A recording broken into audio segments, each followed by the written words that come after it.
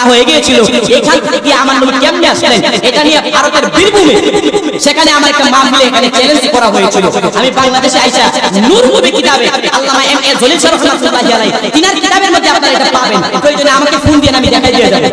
তিনি লিখেন আমার নবীজির মাআমেলার তলপেটের ফাঁকা অংশ দিয়া আমি যেভাবে লজ্জাস্থান দিক দিয়া মায়া আসি, আমার নবী সেই দিক দিয়ে আসে নাই। সুবহানাল্লাহ। তিনার তলপেটের অংশ ফাঁকা, এমন নবী ফাঁকা হয়ে গিয়েছিল, সেখান দিক দিয়ে আমার নবী শুভ আগমন করলেন। এ মুসলমান সকলে আলোচনা জানেন শুনেন, প্রত্যেকটা সন্তান দুনিয়ায় আইসা মা বইলা চিৎকার করে, আর আমার নবী আইসা স্বেচ্ছায় পেরা উন্নতি চিৎকার করছেন। আমার নবী রাহমাতুল লিল আলামিন নবী, আপনি আমি দুনিয়াতে আইসা মায়ের যে পানি অনেকগুলা জিনিস আপনার আমার শরীরের মধ্যে লেগে থাকে, নবীর সাথে একটা নবীর কানেকশন, আপনার আমার কতলারত অবস্থায় দুনিয়াতে আসেন নাই, কিন্তু আমার নবী যখন দুনিয়ার বুকে তাশরীফ আনলেন, তিনার চক্ষু মুবারকের মধ্যে সুরমা লাগা অবস্থায় ছিল, তিনার জামা মুবারক লজ্জাস্থান মুবারকে জান্নাতের পোশাক দ্বারা আবৃত ছিল। এই জন্য তো আশিক ডাক দিয়া বলেন আসলেন নবী পোশাকে পরা সুরমা লাগা দুই নয়ন, উল্লাসে মাতিয়া ওঠে পেয়ে নবীর দুই চরণ, উল্লাসে মাতিয়া ওঠে। ঢাকা আমাদের ব্রাহ্মণবাড়িয়াতে মনে হয় ইতিহাসের ছবিতে এত বড় জুলুস হয় নাই, আগামীকালকে জুলুস হবে, যে যেখান থেকে পারেন যাবেন ইনশাআল্লাহ। আসলেন নবী পোশাকে পরা সুরমা লাগা দুই নয়ন, উল্লাসে মাতিয়া ওঠে পেয়ে নবীর দুই চরণ, উল্লাসে মাতিয়া ওঠে। ধরনে নারায়ে তাকবীর আল্লাহু আকবার, নারায়ে রিসালাত ইয়া রাসূলুল্লাহ বলুন। আসলেন নবী পোশাকে পরা সুরমা লাগা দুই নয়ন, উল্লাসে মাতিয়া ওঠে পেয়ে নবীর দুই চরণ, নারায়ে তাকবীর আল্লাহু আকবার, নারায়ে রিসালাত। হাত লাগান সকলে আওয়াজ দিয়ে বলুন ইয়া রাসূলুল্লাহ, আর জোরে বলুন ইয়া ওলি আল্লাহ। বাইরান তাহলে আমার নবীর সাথে কারো তুলনা আছে? জোরে বলেন আছে? আমার নবীর সাথে কারো তুলনা হবেই বা কেমনে? হবেই বা কেমনে? আব্দুল্লাহ ইবনে আব্বাস রাদিয়াল্লাহু তাআলা নবীজির চাচা, তিনি আমার নবীজি কিছুদিন আগে তিনি আসলেন, কিছুদিন পরে আসার পরে বলতেছি ইয়া রাসূলুল্লাহ, নবী যখন মোটামুটি বয়স্ক, আব্দুল্লাহ ইবনে আব্বাস তিনি ছিলেন বয়সে বড়, ইয়া রাসূলুল্লাহ আপনার কাছে একটা জিনিস জানতে চাই। আমার নবী বললেন হ্যাঁ বলেন। আমি আব্দুল্লাহ ইবনে আব্বাস রাদিয়াল্লাহু তাআলা আনহু, আপনি নবী যখন ছোট ছিলেন আমি একদিন আসছিলাম, আয়েশা তাকায় দেখতেছি ঘরের মধ্যে কেউ নাই, নবী গো আপনার দুলনাটা কে যেন এমনিতে ধুলায়। একটা প্রশ্ন, সুবহানাল্লাহ কেন না? ইয়া রাসূলুল্লাহ দুই নাম্বার প্রশ্নটা পাইলো, আমি আব্দুল্লাহ ইবনে আব্বাস আপনার ঘরের মধ্যে আসলাম, আসার পরে তাকাইয়া দেখলাম আপনার ঘরের মধ্যে চন্দ্র পর্যন্ত নেমে গেল। আমার নবী মুস্কি হাসি দিয়া বলেন এ আব্দুল্লাহ ইবনে আব্বাস, ও আব্দুল্লাহ ইবনে আব্বাস তাই না জেনে যাও, আমি নবীর জন্য আমার আল্লাহ জান্নাত থেকে ফেরেশতার মাধ্যমে পাঠাইয়া আমি নবীকে দুলনা খাওয়ার জন্য আল্লাহ তৈরি ফেরেশতা পাঠাইয়া দিয়েছে। আর জোরে বলেন সুবহানাল্লাহ। দুই নাম্বার প্রশ্নটা জানতে চাই, আপনি নবীজি ছোট মুবারক ছোট যখন ছিলেন তখন ওইখানের মধ্যে একজন জিনিস ছিল, সেই জিনিসটা হইল ইয়া রাসূলুল্লাহ আকাশে চন্দ্র সূর্য পর্যন্ত নেমে গেল, যেই জিনিসটা বুঝলাম না। আমার নবী ডাকতে বলে আব্দুল্লাহ ইবনে আব্বাস, আমি নবীর জন্য খেলার সাথী হিসাবে আমি নবী যদি সাত আঙ্গুল ডানে ইশারা করে আল্লাহ তাআলা চন্দ্র সূর্যের ডানে পাঠাইয়া দেয়, আমি নবী যদি বামে ইশারা করি রে আমার আল্লাহ চন্দ্রের বামে পাঠাইয়া দেয়। আর জোরে বলুন সুবহানাল্লাহ। হাওয়া মারিয়াম সবাই মা আমেনার ঘরে সালাতু সালাম দিয়ে তারা নূরকে ভরণ করে। হাওয়া মারিয়াম সবাই মা আমেনার ঘরে সালাতু সালাম দিয়ে তারা নূরকে ভরণ করে। রহমাতুল লিল আলামিন,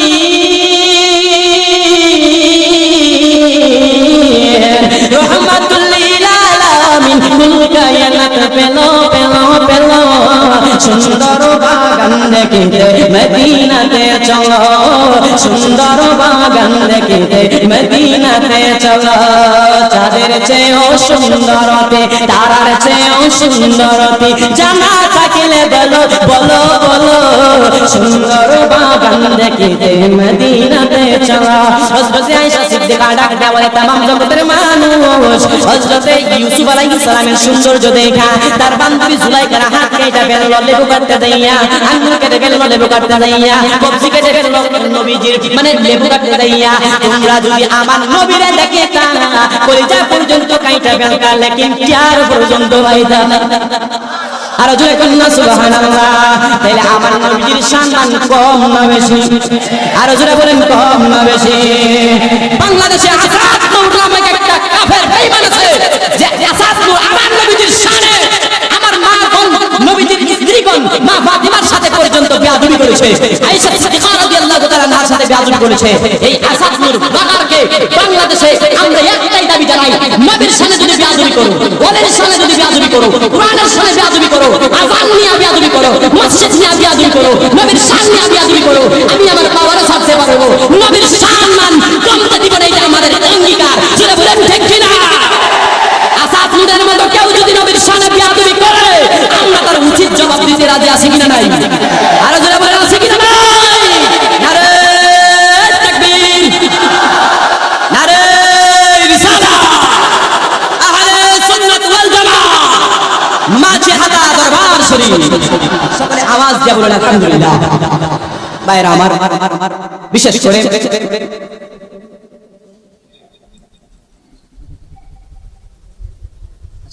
ভাইরা আমার, বিশেষ করে অনেক ওলামায়ে কেরাম দরবারে আছেন, আর আমাকে বলা হয়েছে দরবার থেকে 1 ঘন্টা, কিন্তু আমারে টাইম আমি ধরছি 12:13, এখন 12:56 বাজে, মোটামুটি 20 মিনিটের মধ্যে দিতে স্যার আর কি। আলহামদুলিল্লাহ। আমার একজন ভাই ঢাকা থেকে আসে, বাড়ি কসবাতে, আরো অনেক ওলামায়ে কেরাম আছে, অনেক ওলামায়ে কেরাম। তো সেই জন্য হুজুরে বলছে মাদ্রাসা এতিমখানা, আপনারা হাফিজি মাদ্রাসা মাছিয়াতা দরবার শরীফ এতিমখানা দেখছেন? ওই যে বাথরুমের পিছনে যে একটা মাদ্রাসা আছে, দেখছেন আপনারা? কে কে দেখছেন? না দেখছেন না? কেডা কেডা দেখছেন আপনারা? দেখছেন? আচ্ছা, কেডা কেডা দেখছেন? আসলেন তো? আচ্ছা, হাত তোলাম। কেন বলছি একটু খেয়াল করেন। আপনাদের ছাত্ররা যারা এতিম, এতিম তো বুঝেন? আচ্ছা, আলহামদুলিল্লাহ। আগামী এই যে মাহফিলে ইনশাআল্লাহ চারজনকে আলহামদুলিল্লাহ বলেন কে আছে? হযরত ঈসা আলাইহিস সালাতু ওয়াস সালাম, তিনার বাবার নাম কি জোরে বলেন? ঈসা নবীর বাবার নাম আছে, একজনে কয় ঈসা নবীর বাবা আছে, তিনার মায়ের নাম কি? হযরত মারইয়্যম আলাইহিস সালাম। একটু খেয়াল করবেন, 2 মিনিটে জিনিসটা স্পষ্ট করে। হযরত মারইয়্যম আলাইহিস সালাতু ওয়াস সালাম, হযরত ঈসা আলাইহিস সালাম মারইয়্যমের ঘরে, মারইয়্যম ছিলেন একটা মসজিদের খাদেমা। অনেক লম্বা আলোচনা। এই মসজিদের খাদেমা ছিলেন হযরত মারইয়্যম আলাইহিস সালাম। তিনার ঘরে বাবা ছাড়া যখন সন্তান জন্ম নেওয়া হইল, এলাকার মধ্যে মানুষে কলরব সৃষ্টি হয়ে গেল। হায়রে হায়, মারইয়্যম তো বড় ভালো মানুষ ছিল, কিন্তু তার ঘরে পিতা ছাড়া জন্ম নিল, তাইলে তো অবশ্যই একটা খারাপ মন্তব্য মানুষ করে। এক পর্যায়ে মারইয়্যম আলাইহিস সালাম আল্লাহর দরবারে সেজদায় কইরা কান্না করে, আল্লাহ এত বড় এমন শাস্তি তুমি আমারে কেন দিলা? আমার আল্লাহ সান্তনা পুরস্কার হিসেবে ডাক দেয়া বলেন, হে মারইয়্যম তুমি টেনশন করো বাবা, এলাকার মানুষ যখন তোমার বিচার করতে আসবে, সালিশ করতে আসবে, নেতা আসবে তোমার সালিশ করার জন্য, বিচার করার জন্য, তোমার কুলের মধ্যে সেই সন্তানটা তুমি না ধরবা, যে সন্তানটা মাসুম বাচ্চা, এখনো পর্যন্ত তার কয়েকদিন হয় নাই, এই সন্তানটা পরিচয় দিয়া দিবে তিনার পিতাকে। তিনার পরিচয় কি জোরে করুন না সুবহানাল্লাহ।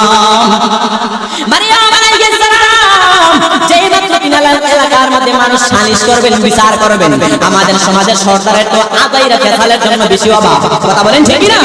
মানুষ তো নিয়ে আসলো, মারইয়্যম আলাইহিস সালামের সন্তানটা এমন ভাবে তুইলা ধরলেন ঈসা আলাইহিস সালাম। এ বলতেছে, এ মারইয়্যম, এই সন্তানের পিতাকে। মারইয়্যম বললেন, এই সন্তানের পিতার পরিচয় এই সন্তানটা দিয়া দিবে। মানুষ হাসাহাসি করে, মাসুম বাচ্চা তো কথাবার্তা বলতে পারবে না, আমার নবী কেমনে মানুষের মতো হয়? আমার নবী কেমনে বড় ভাইয়ের মতো হয় রে মুসলমান? যেই মাত্র এমন ভাবে তুইলা ধরলেন, তোলার পরে হঠাৎ কইরা মাসুম বাচ্চার জবানে দিয়া বলতেছে, আমি হইলাম আল্লাহর পয়গম্বর, আমার আল্লাহ ইচ্ছা করলে পিতা ছাড়াই হযরতে ঈসাকে আল্লাহ দুনিয়াতে প্রেরণ করতে পারে।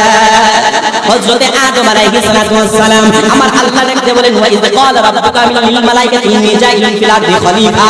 বিশেষ করে আল্লাহ খলিফা প্রেরণ করবেন, দুনিয়াতে পাঠাবেন, আল্লাহ আদম বানাইবেন। আদম বানাইতে আল্লাহ তাআলা হযরতে আজরাইল আলাইহিস সালামের মাধ্যমে মাটি নিলেন, মাটি নিয়ে আগুন পানি মাটি বাতাসের চারটা বস্তু দিয়ে আদম বানাইলেন।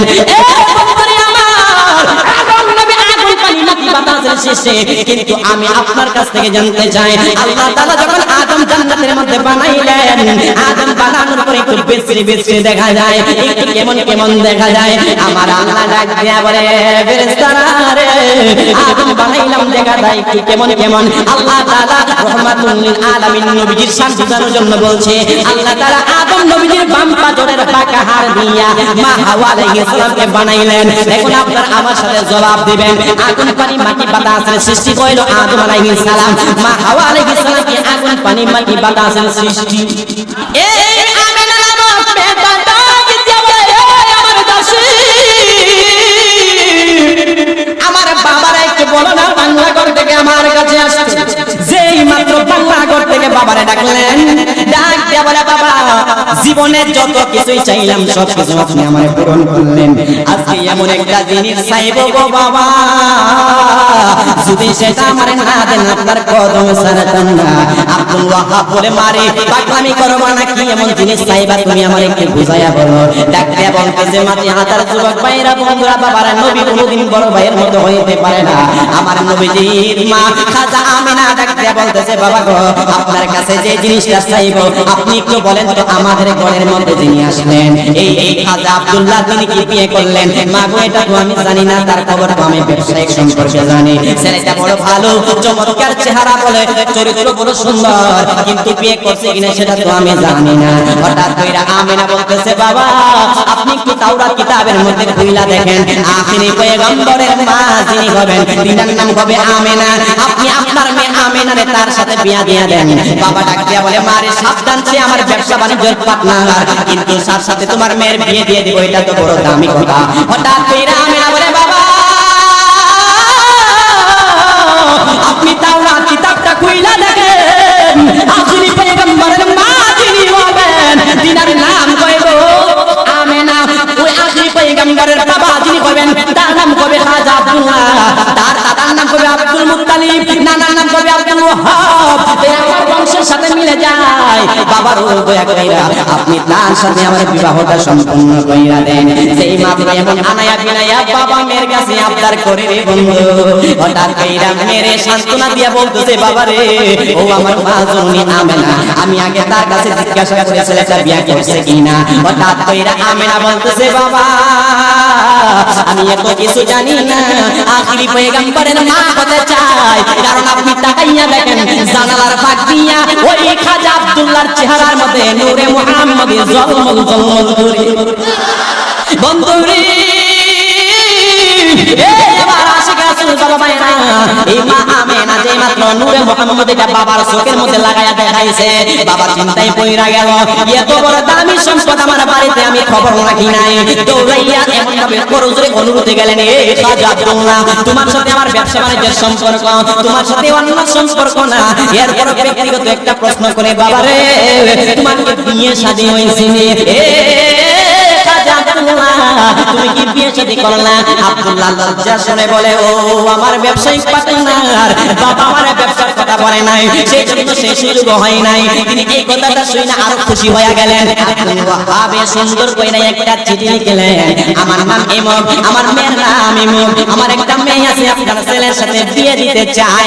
এই কথা বইলা যেই মাত্র আব্দুল ওয়াহাব আব্দুল মুত্তালিব আমার দয়াল নবীদের দাদার কাছে চিঠি লিখলেন। আব্দুল মুত্তালিব চিঠিটা পাইয়া চমৎকার ভাষায় চোখের মধ্যে বুকের মধ্যে লাগায়, ডাক দিয়া বলে, এমন একটা মেয়ে পাওয়ার জন্য আমি খানে কাবা শরীফে আমার আব্দুল্লাহর বিয়ে করানোর জন্য আমি খুঁজতে লাগলাম। খাজা আব্দুল্লাহ এবং মা আমেনা আমার সাথে বিয়ে হয়ে গেল দিনের বেলা। জোরে বলেন কোন সময়ে বিয়ে হয়েছে? আরো জোরে বলেন কোন সময়ে বিয়ে হইল? দিনের বেলা। যেই মাত্র বিয়ে হয়ে গেল রে মুসলমান, বিয়েটা হওয়ার পরে খাজা আব্দুল্লাহ বিয়ের দিন ঘরের মধ্যে তিনি ছিলেন। হঠাৎ কইরা 400 জন আমেনা কম বেশি হতে পারে দরজায় এসে ধাক্কায়, এ আব্দুল্লাহ আজকে কি ব্যবসায় যাবে না? আজকে কি ব্যবসার জন্য তোমার মনে চাই না? তুমি বাহির হও, তোমার চেহারাটা দেখার জন্য পাগল করা হইয়া রইলাম। খাজা আব্দুল্লাহ চিৎকার মেরে বলে, আজকে আমি ব্যবসার জন্য যাব না, ইনকিউবের কাজে আছি। এই কথাটার সুর যখন মহিলার কণ্ঠ শুনলেন, মা আমেনা যার সাথে বিয়ে হইল কানের মধ্যে তিনি পৌঁছাইলেন। যেই মাত্র তিনি কানের মধ্যে শুনলেন, শোনার সাথে সাথে তিনি ডাক দিয়া বলতেছেন, ও আমার স্বামী খাজা আব্দুল্লাহ, তারা কারা? তারা হইল আমারে পাওয়ার জন্য পাগল করা হইয়া রইল। মা আমেনা একটা চিৎকার মাইরা বলে, তোর চাচা এমন ভাবে লাগাইছে, লাগাইয়া খাজা আব্দুল্লাহর কপালের মধ্যে একটা চুম্বন মারল।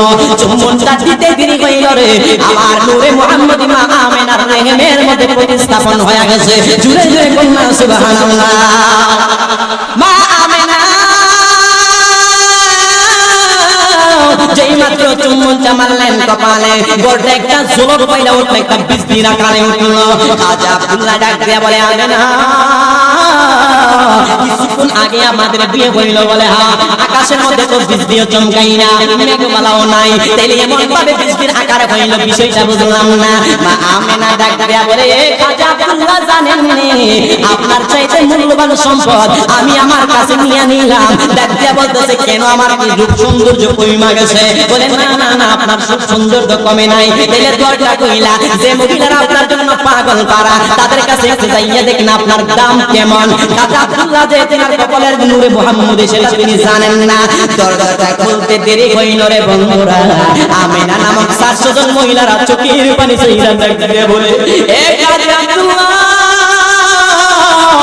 আমরা যেই নূরে মুহাম্মদের জন্য পাগল করা হইয়া রইছি, যেই নূরে মুহাম্মদের জন্য আখিরি পয়গম্বরের মা হওয়ার জন্য পাগল করা হইয়া রইছি, সেই মুহাম্মদই তো আপনার কপালের মধ্যে নাই। এ খাজা আব্দুল্লাহ গো, আপনি কি আজকে বিয়ে করলেন? বলে, হ্যাঁ। আপনার কপালে কি আমেনা নামক একটা মেয়ে কপালের চুম্বন দিছে? বলে, হ্যাঁ। আমার দরজার ভিতরের খবর তোমরা জানো কেমনে? সকল মহিলারা একটা বাক্যে ডাক দিয়া বলে, খবর জানেন নি? তাওরাত কিতাবে আল্লাহ জানাই দিয়েছে আখিরি পয়গম্বরের মা কে হবে। আল্লাহ জবর কিতাবে জানাই দিলেন, ইনজিল কিতাবের মধ্যে জানাইলেন আখিরি পয়গম্বরের মা কে হবে। সকল মহিলারা চোখের পানি জড় জড় কইরা চাইরা বলে, খাজা আব্দুল্লাহ, যেহেতু আপনারে বিয়ে করতে পারি নাই, আমাদের জিন্দেগিতে আমরা আর কোনোদিন বিয়ে করব না। জুড়ে জুড়ে কন্যা সুবহানাল্লাহ। আসলেন নবী পোশাকে পরা, সুরমা লাগা দুই নয়ন, উল্লাসে মাতিয়া ওঠে পেয়ে নবীর দুই চরণ, উল্লাসে মাতিয়া ওঠে। আসলেন নবী পোশাকে পরা, সুরমা লাগা দুই নয়ন, উল্লাসে মাতিয়া ওঠে পেয়ে নবীর দুই চরণ, উল্লাসে মাতিয়া ওঠে। চরণ নারায়ে তাকবীর, আল্লাহু আকবার, নারায়ে রিসালাত, ইয়া রাসূলুল্লাহ বলুন। আসলেন নবী পোশাকে পরা, সুরমা লাগা দুই নয়ন, উল্লাসে মাতিয়া ওঠে পেয়ে নবীর দুই চরণ, নারায়ে তাকবীর, আল্লাহু আকবার।